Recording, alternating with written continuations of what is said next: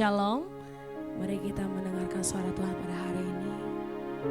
Terima kasih Tuhan, terima kasih Yesus. Yesus Kristus Tuhan tetap sama, dulu maupun sekarang dan sampai selamanya. Yesus Kristus Tuhan, Yesus Kristus Tuhan tetap sama, dulu maupun sekarang dan sampai selamanya. Nyata kasih-Mu, besar kuasa-Mu, rahmat-Mu tak pernah berubah. Tiada yang lain yang ku percaya, yang sanggup menolong hidupku. Nyata kasih-Mu, besar kuasa-Mu, rahmat-Mu tak pernah berubah. Tiada yang lain yang ku percaya, yang sanggup menolong hidupku selain-Mu. Yesus, selain-Mu.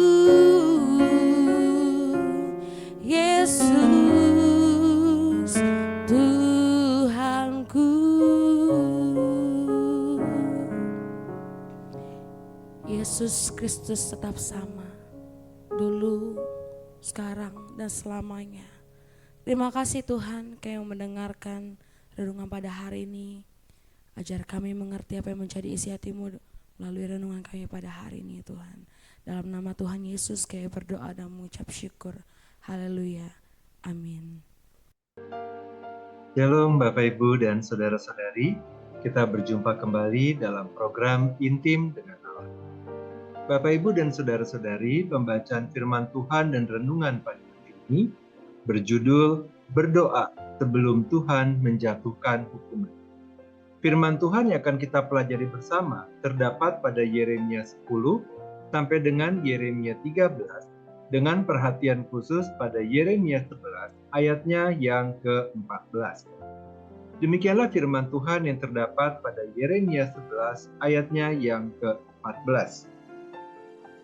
Adapun engkau, janganlah engkau berdoa untuk bangsa ini, dan janganlah naikkan permohonan dan doa untuk mereka, sebab aku tidak akan mendengarkan mereka pada waktu mereka berseru kepadaku, karena malapetaka mereka.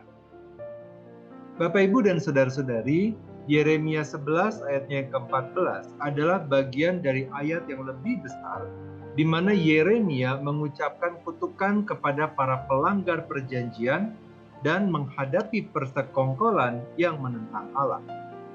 Yeremia adalah seorang nabi yang hidup pada masa yang penuh dengan gejolak di dalam sejarah Israel. Bangsa itu terpecah belah dan orang-orang berpaling dari Allah. Dalam konteks ini, Allah memanggil Yeremia untuk berbicara menentang para pelanggar perjanjian dan memperingatkan mereka akan konsekuensi dari ketidaktaatan mereka. Perjanjian itu adalah perjanjian yang serius antara di mana Allah berjanji untuk memberkati mereka jika mereka menaati perintah-perintahnya, dan mereka berjanji untuk menaatinya.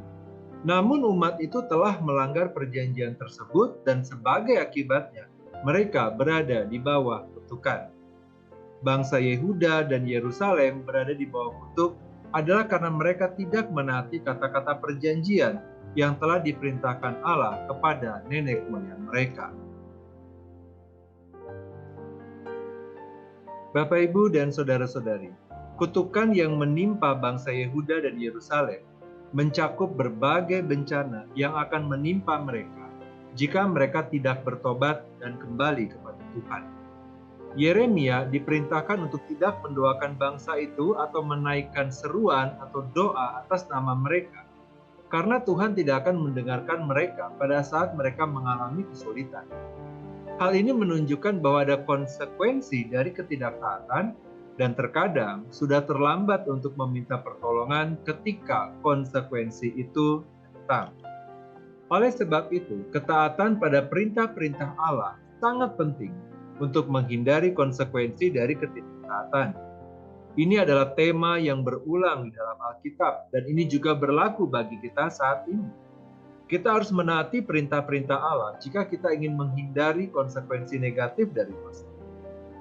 Bapak, Ibu, dan saudara-saudari, meskipun Yeremia diperintahkan untuk tidak berdoa bagi orang-orang dalam peristiwa ini, doa masih merupakan bagian penting dalam hubungan kita dengan Allah.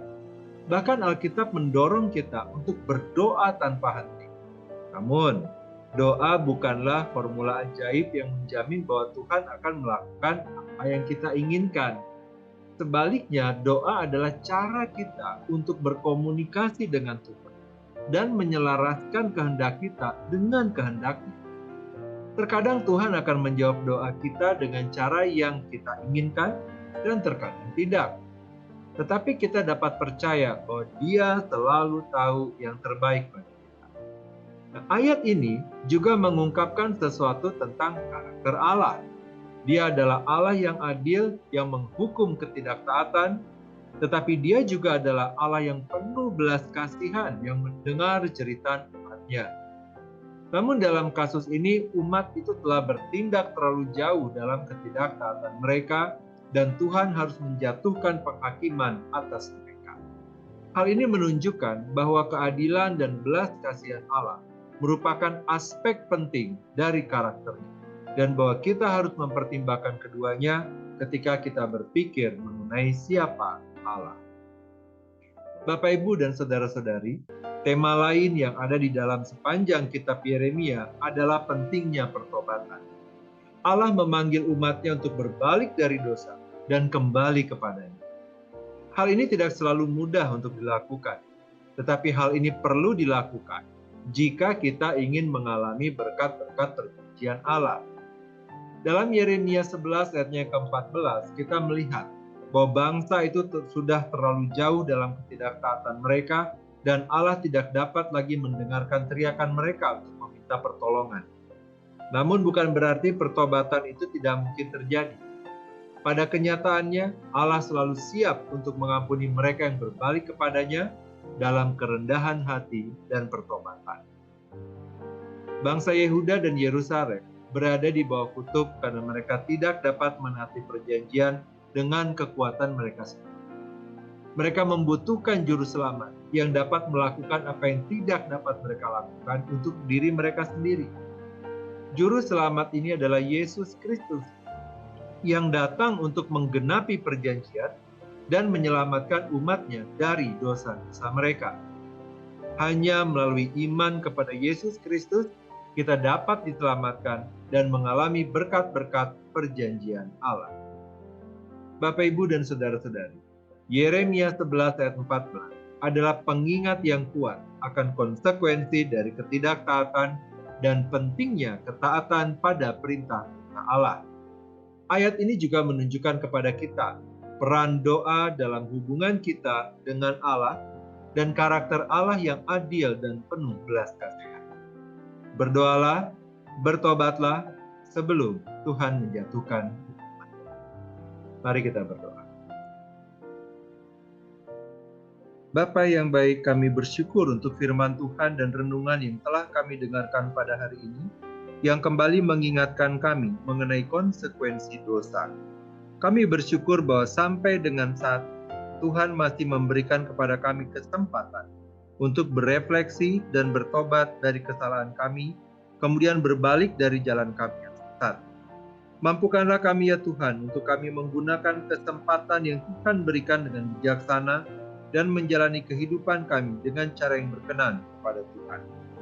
Terima kasih Tuhan untuk anugerah yang diberikan kepada setiap kami dan keluarga kami. Terima kasih Tuhan untuk penyertaan Tuhan yang tidak akan pernah berakhir dalam kehidupan kami. Kini kami berdoa dan memohonkan kepadamu ya Tuhan. Kiranya damai sejahtera dari Allah Bapa, cinta kasih dari Tuhan Yesus, serta persekutuan dengan Allah Roh menyertai kami sampai kedatangan-Mu yang kedua kali. Terima kasih Bapa, di dalam nama Tuhan Yesus kami berdoa. Amin. Demikianlah pembacaan firman Tuhan dan renungan pada hari ini. Sampai bertemu kembali di dalam pembacaan firman Tuhan dan renungan berikutnya. Tuhan Yesus memberkati.